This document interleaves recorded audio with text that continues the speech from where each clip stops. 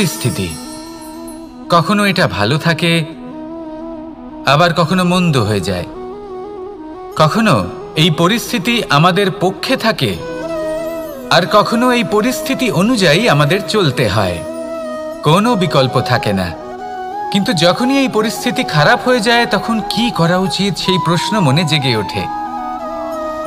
পরিস্থিতি যখন প্রতিকূল হয় তখন আমরা কিছু হারালে তা হারিয়ে ফেলি, ঠিক আছে, কিন্তু যা বাকি আছে সেটা আমরা আগলে রাখতে পারি। পরিস্থিতিকে সামলে রাখার চেষ্টা আমরা অবশ্যই করতে পারি, শুধু সেটুকুই আমাদের হাতে রয়েছে। কিন্তু এর থেকেও বড় সমস্যা আছে, অহংকার। কখন প্রবেশ করে আমরা জানতেও পারি না। এই অহংকার আপনাকে বুঝতেও দেবে না যে আপনি সত্যি কিছু হারিয়েছেন। আপনার কিছুই যাবে আসবে না। দেখতে গেলে আকাশের সূর্য নিজের প্রকাশ হারিয়ে ফেলে যখন অন্ধকার ঘনিয়ে আসে। তাহলে আমরা কে হই? ওনার সামনে তো কিছুই নই। এই অহংকার আমাদের দমন করতেই হবে। এটা বিশ্বাস করতে হবে যে এই সমগ্র সৃষ্টিতে আমরা শুধুমাত্র একটা কণা, তার থেকে বেশি আর কিছুই নয়। বিশ্বাস করতে হবে যে আমরা ততটাও বড় নই যে কখনোই কিছুই হারাবো না। এবার যেদিন এই জ্ঞান আপনি আত্মস্থ করে নিজের আচরণ পাল্টাবেন, মনে রাখবেন সেই দিনই অহংকারকে দমন করতে আপনি পথে অগ্রসর হয়ে পড়েছেন। এই অহংকারকে দমন করুন আর আমার সাথে ভালোবেসে বলুন, রাধা রাধা। তালা অনেক পুরনো একটা আবিষ্কার। যবে থেকে এই সংসারে বহুমূল্য বস্তু নির্মিত হয়েছে তবে থেকেই এই তালা নির্মাণ হয়েছে। তবে থেকে এর ব্যবহার করা হয়েছে যাতে উচিত সময় এলে পরে আমরা আমাদের বহুমূল্য জিনিসগুলো সুরক্ষিত রাখতে পারি এবং সময় এলে পরে বের করে সেগুলি ব্যবহার করতে পারি। এবার একটা গুরুত্বপূর্ণ তথ্য আছে যেটা জানা অত্যন্ত গুরুত্বপূর্ণ, এবং সেটা হলো যে একটা তালা নির্মাণের পূর্বে তা খোলার যন্ত্র অর্থাৎ তার চাবিটি নির্মাণ করা হয়, এবং এটাই জীবনের খুব বড় একটা শিক্ষা প্রদান করে যায়। আমাদের জীবনে যখনই কোনো সমস্যা আসে তখন ভয়ভীত হওয়ার কোনো দরকার নেই, কারণ এই প্রকৃতি, এই ঈশ্বর এই সমস্যার সমাধান তথা এর চাবি আগে থেকেই নির্মাণ করে রেখে দিয়েছেন। শুধু দরকার হলো সেই সমস্যার ঊর্ধ্বে উঠে সেই সমাধান খুঁজে বের করা।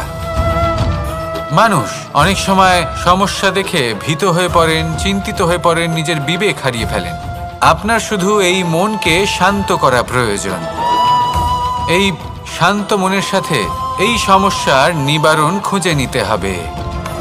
তাই সমস্যা যতই তীব্র হোক না কেন ভয় পাওয়ার কোনো প্রয়োজন নেই। পরম শান্ত মনে সমাধান খুঁজে বের করুন। আসুন আমার সাথে ভালোবেসে বলুন, রাধা রাধা। মানুষ বড়ই বিচিত্র প্রাণী। অধিক থেকে অধিকতর ধন লাভ করার চেষ্টায় নিজের শরীরকে নষ্ট করে ফেলেন, নিজের শক্তি হারিয়ে ফেলেন, নিজের সামর্থ্য হারিয়ে ফেলেন। আর যে ধন লাভ করেন সেটা কোথায় যায়? সেই শক্তি, সেই সামর্থ্যকে আবার ফিরে পাওয়ার জন্য। আর কিছু মানুষ জীবন এমনভাবে যাপন করেন যেন তা কখনোই শেষ হবে না, কিন্তু শেষ তো সবারই হবে। আর যখনই শেষটা কাছে চলে আসে তখন মানুষ এটা বুঝতে পারেন যে সে জীবনকে উপভোগ করেননি। তার কারণটা কি?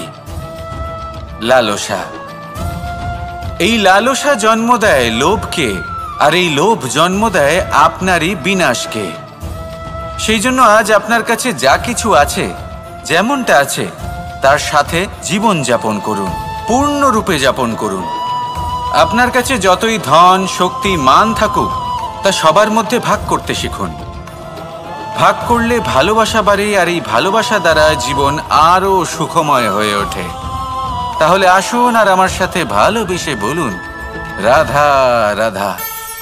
মানুষ সত্যের সাথে অবগত হবার জন্য ব্যাকুল হয়ে থাকে, চিরকাল চেষ্টা করতে থাকে। জন্ম থেকেই তার মনে এই ইচ্ছে জাগ্রত হয় সত্যিটা কি সেটা জানতে। এবার এই ইচ্ছে এটা পূর্ণ কিভাবে করা যেতে পারে? কারণ মনে হয় যে জ্ঞান অর্জন করলেই এই ইচ্ছে পূর্ণ হতে পারে। তাই কেউ কেউ জ্ঞানের পেছনে ছুটতে থাকেন। কেউ এটা ভাবেন যে এই ইচ্ছে পূর্ণ করা যেতে পারে ধন আর শক্তির দ্বারা, তাই তারা ধন আর শক্তি প্রাপ্ত করতে চান। কেউ আবার ভাবেন যে অন্তরের মন্থন দ্বারা এটা সম্ভব হতে পারে। এবার এটাও সত্যি যে মন্থন করলে অমৃত লাভও সম্ভব হতে পারে, কিন্তু তার জন্য এই মন্থন করার জন্য একটা উচিত দিকে অগ্রসর হওয়া প্রয়োজনীয়। উচিত সংযমের দ্বারা সামনে এগোতে হবে, আর কোনো আশা না করে সামনে এগিয়ে যেতে হবে, তবেই এটা সম্ভব হতে পারে। একটা বাদ্যযন্ত্রের কথা ভেবে দেখা যাক।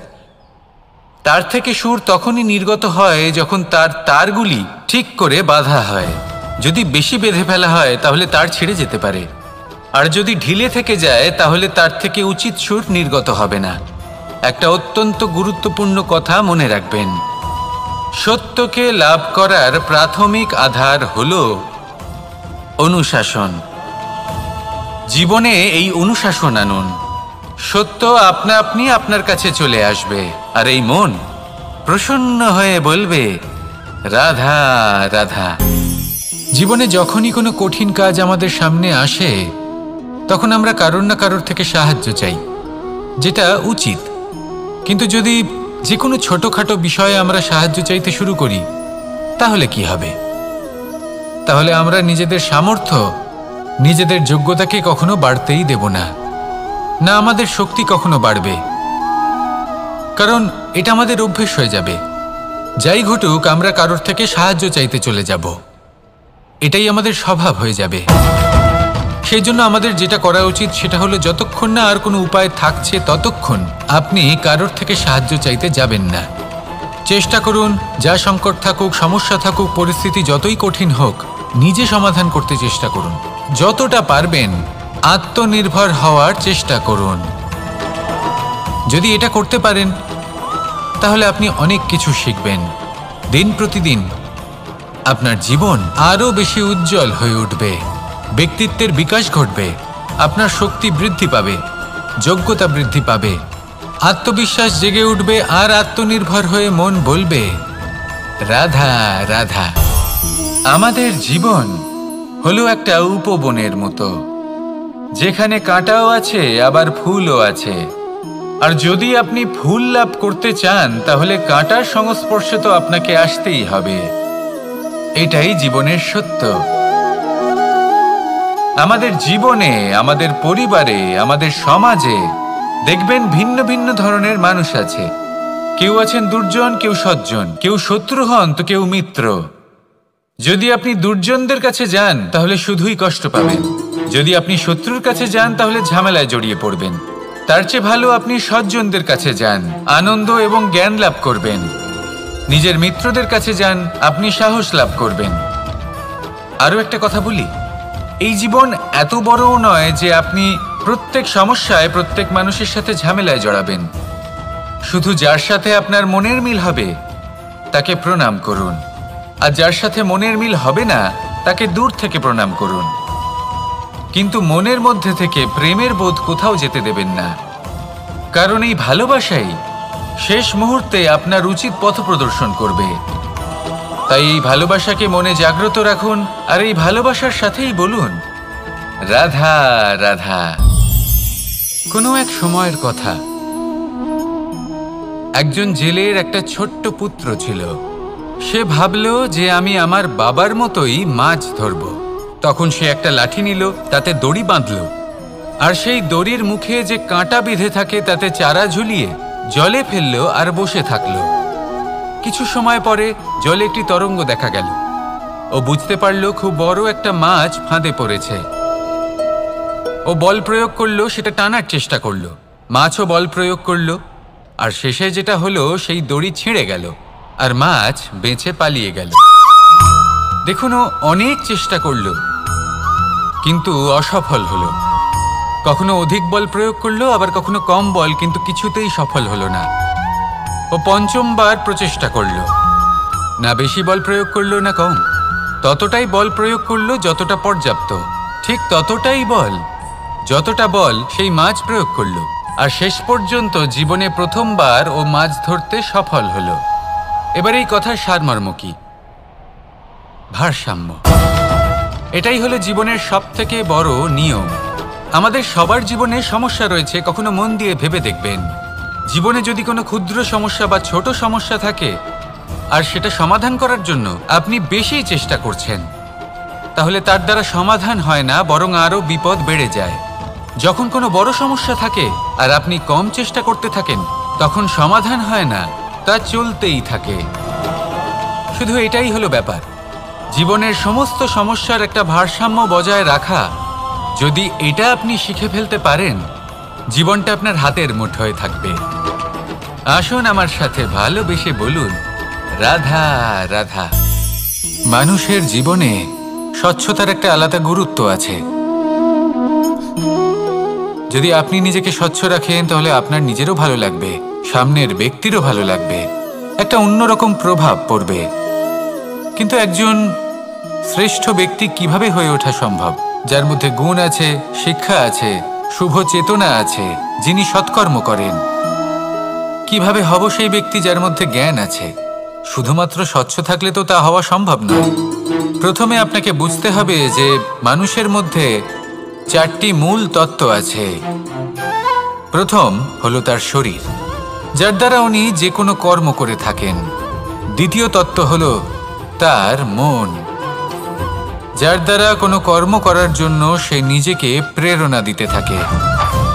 তৃতীয় তত্ত্ব হলো বুদ্ধি, যে কর্ম আমরা করতে চাই, যে লক্ষ্যে আমরা পৌঁছতে চাই, সেটা আমরা কিভাবে কোন পথে করব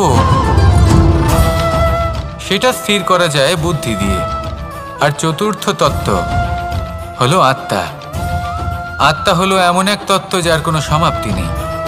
আত্মা হলো অজয়। কিন্তু এরও শুদ্ধিকরণের প্রয়োজন হয়। এই 4টি তত্ত্বের শুদ্ধিকরণ করতে থাকুন, এদের নির্মল রাখুন, শুদ্ধ রাখুন। এবং এটা কিভাবে হবে? শুভ চেতনা দ্বারা, জ্ঞানের দ্বারা, এবং সবথেকে বেশি গুরুত্বপূর্ণ প্রেমের দ্বারা। আসুন আমার সাথে ভালোবেসে বলুন, রাধা রাধা। একে বালি বলুন, মাটি বলুন বা ধুলো বলুন, এ দিয়ে কত কিছু করা সম্ভব। এ দিয়ে আপনি নিজের বাসস্থান নির্মাণ করতে পারেন, প্রাচীর গড়ে তুলতে পারেন, অট্টালিকা নির্মাণ করতে পারেন। কিন্তু যদি এই বালিকে আপনি মুষ্টিবদ্ধ করে রাখতে চান, তাহলে তা হাত থেকে ফসকে যাবে। আপনি কখনোই একে মুষ্টিবদ্ধ করতে পারবেন না। এরকমই হয় আমাদের জীবন, আর এরকমই হয় সময়। এই মুষ্টিবদ্ধ করা বালির মতো। সময়কে আমরা বাধা দিতে পারবো না, আটকেও রাখতে পারবো না। এ হলো প্রবাহমান। জন্ম থেকে মৃত্যু পর্যন্ত এই যে সময়, তা খুবই সীমিত। আর এই সময় আমরা যেটাই করি তার দ্বারাই আমাদের মূল্য নির্ধারিত হয়। আর এই সংসার থেকে চলে যাওয়ার পরেও এই সংসার এই সব কর্মের জন্যই আমাদের মনে রাখে। তাই যদি আপনি এটা ভাবেন যে আজ যে কর্ম করার ছিল আমি না হয় কাল করে নেব, কাল আমার লক্ষ্যে পৌঁছানোর কথা ছিল আমি পরশু পৌঁছবো, না, এই সময় খুব মূল্যবান, একে নষ্ট করবেন না।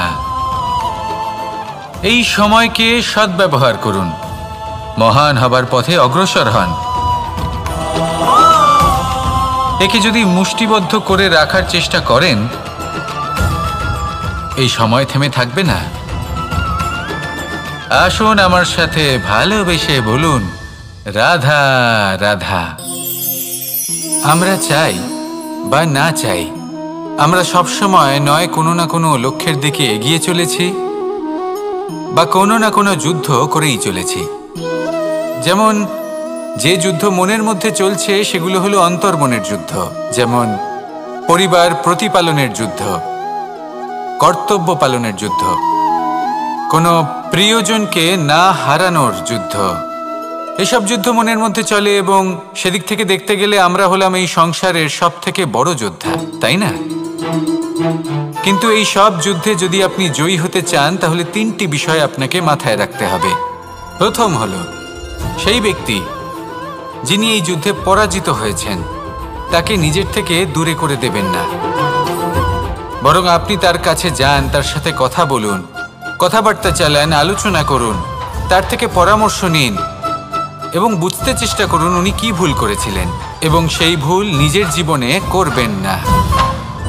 দ্বিতীয়, সেই ব্যক্তি সাফল্যের পথে অগ্রসর হয়ে চলেছেন।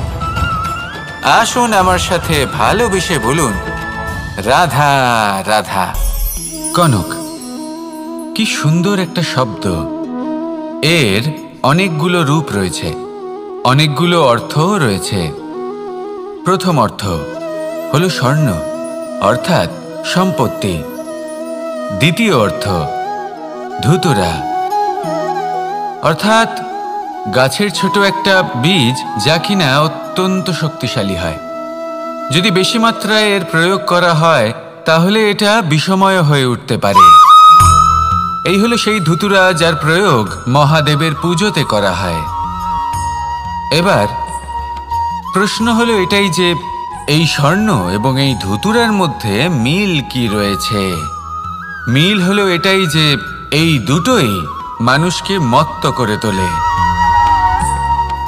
ধুতুরা মানুষকে তখন মত্ত করে যখন তাকে সেবন করা হয়, কিন্তু স্বর্ণ, ধন, সম্পত্তি, মানুষ এটা যতটাই অর্জন করে নেয় সেটাই যথেষ্ট। এই স্বর্ণ মানুষের ভাবনা চিন্তা করার ক্ষমতাকে বশ করে ফেলে। মানুষ সম্পত্তির লোভে মত্ত হয়ে ওঠে, কারণ যে যত চমৎকারী, যতটা অমূল্য হয় তাকে সামলানো কিন্তু ততটাই কঠিন, তাই না? তাই মনে রাখবেন, ধন, স্বর্ণ, সম্পত্তি এগুলো ধুতুরার থেকেও অনেক বেশি বিষাক্ত হতে পারে। তাই এর ওপর আত্মসংযমের একটা কবচ পরিয়ে রাখবেন এবং বিবেকের শক্তির সাথে এগুলো প্রয়োগ করুন, তবেই কল্যাণ হবে। আসুন আমার সাথে ভালোবেসে বলুন, রাধা রাধা। বাহ, পুষ্পের সুবাস আমার খুব ভালো লাগে। অত্যন্ত সুন্দর হয় এই পুষ্প। এইভাবে চারিদিকে পুষ্প দেখে মন আনন্দিত হয়ে ওঠে। এবার আপনারা ভেবে দেখুন, আমার চারিদিকে পুষ্প নয়, আগুন আছে। তাহলে কি হবে? আমার শরীর কি জ্বলে যাবে না? অবশ্যই জ্বলবে। শরীরকে কি আগুনের তাপ সহ্য করতে হবে না? অবশ্যই সহ্য করতে হবে। এটাই হলো প্রকৃতির নিয়ম। এই নিয়ম কিন্তু আমরা সবাই জানি, কিন্তু আমাদের মধ্যে বেশিরভাগ মানুষ এই বিভ্রান্তি নিয়ে বাঁচি যে এই যে প্রকৃতির নিয়ম তা আমার ওপর প্রযোজ্য নয়। তা কিন্তু নয়। আমাদের চতুর্দিকে এই যে নিসর্গ রয়েছে, আমরা তার কতটা ক্ষতি করি সেটা একবার ভেবে দেখুন। আমরা বনাঞ্চল জ্বালিয়ে দিই, বায়ু দূষিত করি, জল দূষিত করি, প্রাণীদের হত্যা আমরা করি। কেন? এই নিসর্গ আমরা নষ্ট করি, যদিও আমরা জানি যে আমরাও হলাম এই নিসর্গেরই অংশ। এবার দেখুন, শরীরের কোনো অংশে যদি আগুন ধরান, আস্তে আস্তে সমস্ত শরীরও জ্বলে যাবে। সেইভাবেই নিসর্গ যদি নষ্ট হয়ে যায় তাহলে মনুষ্য জাতিও নষ্ট হয়ে যাবে। তাই এই যে কখনো এটা ভালো থাকে, আবার কখনো মন্দ হয়ে যায়। কখনো এই পরিস্থিতি আমাদের পক্ষে থাকে, আর কখনো এই পরিস্থিতি অনুযায়ী আমাদের চলতে হয়। কোনো বিকল্প থাকে না। কিন্তু যখনই এই পরিস্থিতি খারাপ হয়ে যায় তখন কি করা উচিত সেই প্রশ্ন মনে জেগে ওঠে। পরিস্থিতি যখন প্রতিকূল হয় তখন আমরা কিছু হারালে তা হারিয়ে ফেলি, ঠিক আছে, কিন্তু যা বাকি আছে সেটা আমরা আগলে রাখতে পারি। পরিস্থিতিকে সামলে রাখার চেষ্টা আমরা অবশ্যই করতে পারি, শুধু সেটুকুই আমাদের হাতে রয়েছে। কিন্তু এর থেকেও বড় সমস্যা আছে, অহংকার। কখন প্রবেশ করে আমরা জানতেও পারি না। এই অহংকার আপনাকে বুঝতেও দেবে না যে আপনি সত্যি কিছু হারিয়েছেন। আপনার কিছুই যাবে আসবে না। দেখতে গেলে আকাশের সূর্য নিজের প্রকাশ হারিয়ে ফেলে যখন অন্ধকার ঘনিয়ে আসে। তাহলে আমরা কে হই? ওনার সামনে তো কিছুই নই। এই অহংকার আমাদের দমন করতেই হবে। এটা বিশ্বাস করতে হবে যে এই সমগ্র সৃষ্টিতে আমরা শুধুমাত্র একটা কণা, তার থেকে বেশি আর কিছুই নয়। বিশ্বাস করতে হবে যে আমরা ততটাও বড় নই যে কখনোই কিছুই হারাবো না। এবার যেদিন এই জ্ঞান আপনি আত্মস্থ করে নিজের আচরণ পাল্টাবেন, মনে রাখবেন সেই দিনই অহংকারকে দমন করতে আপনি পথে অগ্রসর হয়ে পড়েছেন। এই অহংকারকে দমন করুন আর আমার সাথে ভালোবেসে বলুন, রাধা রাধা।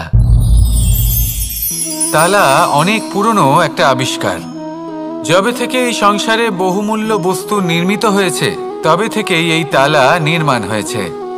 তবে থেকে এর ব্যবহার করা হয়েছে, যাতে উচিত সময় এলে পরে আমরা আমাদের বহুমূল্য জিনিসগুলো সুরক্ষিত রাখতে পারি এবং সময় এলে পরে বের করে সেগুলি ব্যবহার করতে পারি।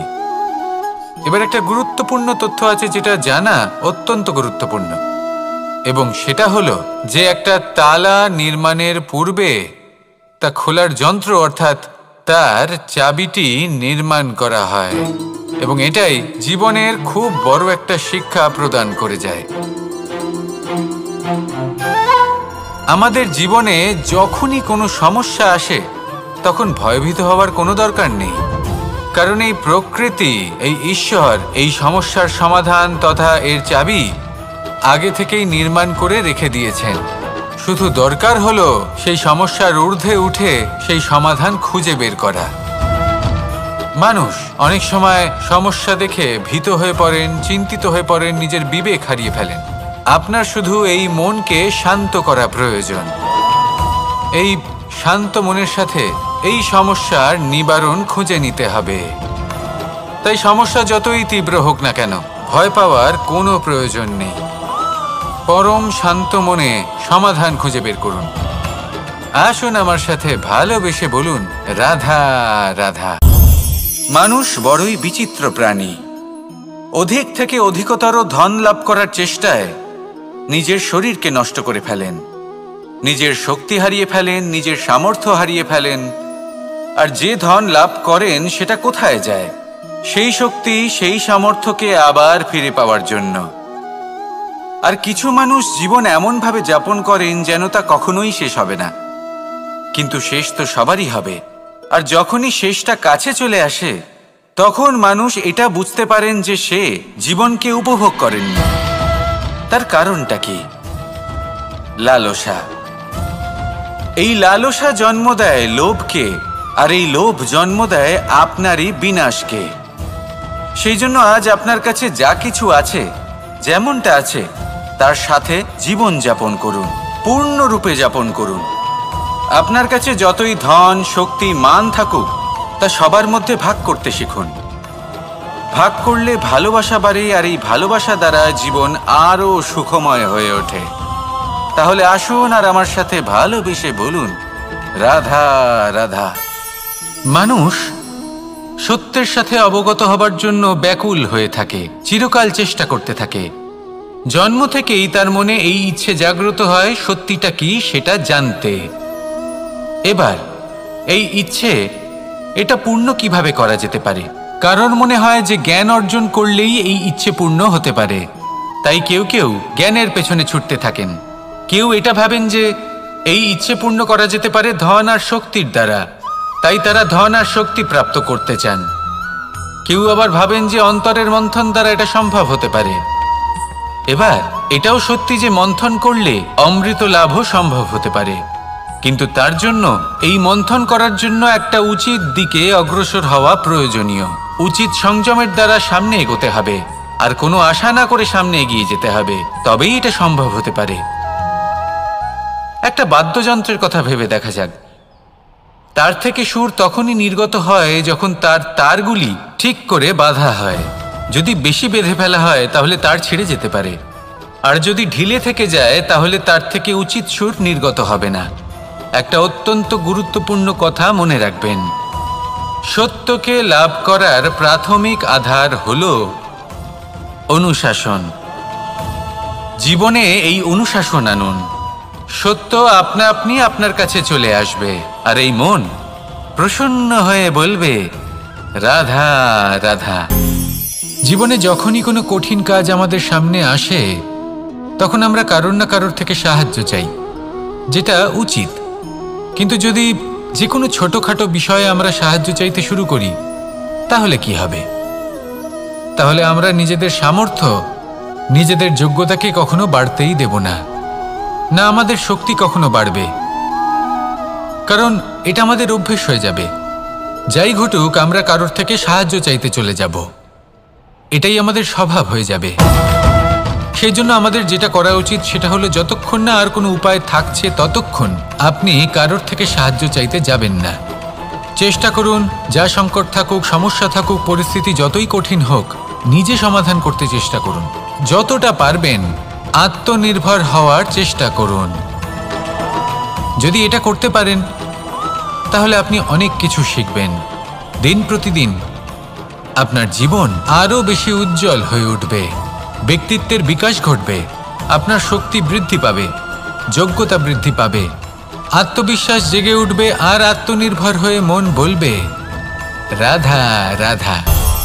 আমাদের জীবন হলো একটা উপবনের মতো, যেখানে কাঁটাও আছে আবার ফুলও আছে। আর যদি আপনি ফুল লাভ করতে চান তাহলে কাঁটার সংস্পর্শে তো আপনাকে আসতেই হবে। এটাই জীবনের সত্য। আমাদের জীবনে, আমাদের পরিবারে, আমাদের সমাজে দেখবেন ভিন্ন ভিন্ন ধরনের মানুষ আছে। কেউ আছেন দুর্জন, কেউ সজ্জন, কেউ শত্রু হন তো কেউ মিত্র। যদি আপনি দুর্জনদের কাছে যান তাহলে শুধুই কষ্ট পাবেন, যদি আপনি শত্রুর কাছে যান তাহলে ঝামেলায় জড়িয়ে পড়বেন। তার চেয়ে ভালো আপনি সজ্জনদের কাছে যান, আনন্দ এবং জ্ঞান লাভ করবেন। নিজের মিত্রদের কাছে যান, আপনি সাহস লাভ করবেন। আরও একটা কথা বলি, এই জীবন এত বড়ও নয় যে আপনি প্রত্যেক সমস্যায় প্রত্যেক মানুষের সাথে ঝামেলায় জড়াবেন। শুধু যার সাথে আপনার মনের মিল হবে তাকে প্রণাম করুন, আর যার সাথে মনের মিল হবে না তাকে দূর থেকে প্রণাম করুন। কিন্তু মনের মধ্যে থেকে প্রেমের বোধ কোথাও যেতে দেবেন না, কারণ এই ভালোবাসাই শেষ মুহূর্তে আপনার উচিত পথ প্রদর্শন করবে। তাই এই ভালোবাসাকে মনে জাগ্রত রাখুন, আর এই ভালোবাসার সাথেই বলুন, রাধা রাধা। কোনো এক সময়ের কথা, একজন জেলের একটা ছোট্ট পুত্র ছিল। সে ভাবল যে আমি আমার বাবার মতোই মাছ ধরব। তখন সে একটা লাঠি নিল, তাতে দড়ি বাঁধল, আর সেই দড়ির মুখে যে কাঁটা বিঁধে থাকে তাতে চারা ঝুলিয়ে জলে ফেলল আর বসে থাকল। কিছু সময় পরে জলে একটি তরঙ্গ দেখা গেল। ও বুঝতে পারল খুব বড় একটা মাছ ফাঁদে পড়েছে। ও বল প্রয়োগ করলো, সেটা টানার চেষ্টা করলো, মাছও বল প্রয়োগ করলো, আর শেষে যেটা হলো সেই দড়ি ছিঁড়ে গেল আর মাছ বেঁচে পালিয়ে গেল। দেখুন, ও অনেক চেষ্টা করলো কিন্তু অসফল হলো। কখনো অধিক বল প্রয়োগ করলো, আবার কখনো কম বল, কিন্তু কিছুতেই সফল হলো না। ও পঞ্চমবার প্রচেষ্টা করলো, না বেশি বল প্রয়োগ করলো না কম, ততটাই বল প্রয়োগ করলো যতটা পর্যাপ্ত, ঠিক ততটাই বল, যতটা বল সেই মাছ প্রয়োগ করলো। আর শেষ পর্যন্ত জীবনে প্রথমবার ও মাছ ধরতে সফল হলো। এবার এই কথার সারমর্ম কি? ভারসাম্য। এটাই হলো জীবনের সবথেকে বড় নিয়ম। আমাদের সবার জীবনে সমস্যা রয়েছে, কখনো মন দিয়ে ভেবে দেখবেন।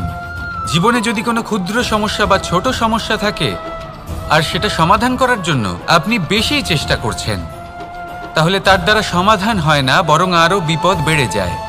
যখন কোনো বড় সমস্যা থাকে আর আপনি কম চেষ্টা করতে থাকেন, তখন সমাধান হয় না, তা চলতেই থাকে। শুধু এটাই হলো ব্যাপার। জীবনের সমস্ত সমস্যার একটা ভারসাম্য বজায় রাখা, যদি এটা আপনি শিখে ফেলতে পারেন, জীবনটা আপনার হাতের মুঠোয় থাকবে। আসুন আমার সাথে ভালোবেসে বলুন, রাধা রাধা। মানুষের জীবনে স্বচ্ছতার একটা আলাদা গুরুত্ব আছে। যদি আপনি নিজেকে স্বচ্ছ রাখেন তাহলে আপনার নিজেরও ভালো লাগবে, সামনের ব্যক্তিরও ভালো লাগবে, একটা অন্যরকম প্রভাব পড়বে। কিন্তু একজন শ্রেষ্ঠ ব্যক্তি কিভাবে হয়ে ওঠা সম্ভব? যার মধ্যে গুণ আছে, শিক্ষা আছে, শুভ চেতনা আছে, যিনি সৎকর্ম করেন। কিভাবে হব সেই ব্যক্তি যার মধ্যে জ্ঞান আছে? শুধুমাত্র স্বচ্ছ থাকলে তো তা হওয়া সম্ভব নয়। প্রথমে আপনাকে বুঝতে হবে যে মানুষের মধ্যে 4টি মূল তত্ত্ব আছে। প্রথম হলো তার শরীর, যার দ্বারা উনি যে কোনো কর্ম করে থাকেন। দ্বিতীয় তত্ত্ব হল তার মন, যার দ্বারা কোনো কর্ম করার জন্য সে নিজেকে প্রেরণা দিতে থাকে। তৃতীয় তত্ত্ব হল বুদ্ধি, যে কর্ম আমরা করতে চাই, যে লক্ষ্যে আমরা পৌঁছতে চাই, সেটা আমরা কিভাবে কোন পথে করব সেটা স্থির করা যায় বুদ্ধি দিয়ে। আর চতুর্থ তত্ত্ব হলো আত্মা। আত্মা হলো এমন এক তত্ত্ব যার কোনো সমাপ্তি নেই। আত্মা হলো অজয়, কিন্তু এরও শুদ্ধিকরণের প্রয়োজন হয়। এই চারটি তত্ত্বের শুদ্ধিকরণ করতে থাকুন, এদের নির্মল রাখুন, শুদ্ধ রাখুন। এবং এটা কিভাবে হবে? শুভ চেতনা দ্বারা, জ্ঞানের দ্বারা, এবং সবথেকে বেশি গুরুত্বপূর্ণ প্রেমের দ্বারা।